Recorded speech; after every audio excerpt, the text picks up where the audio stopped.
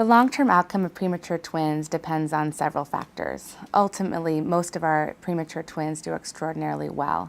However, the factors that are most important in determining how they learn and grow and move would be the gestational age at which they're born, their birth weights, and the other medical complications of prematurity that can result.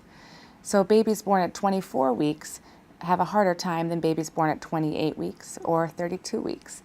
And much depends on the hospital course after they're born. However, really what we know is the longer that babies can stay inside, the better for them in the long term. What we worry about is how they learn, and so how their brain functions as they grow up and are forced to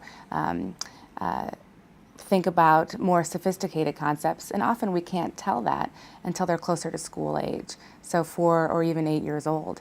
And we follow them in our intensive care nursery follow-up program until school age to try to determine whether they do have any subtle repercussions of having been born prematurely.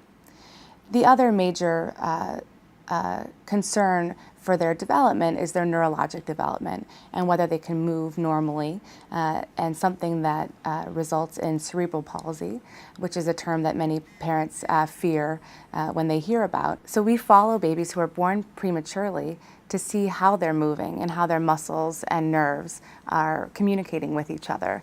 And so that if a baby is showing signs of possible cerebral palsy, we can get them physical therapy and other services early.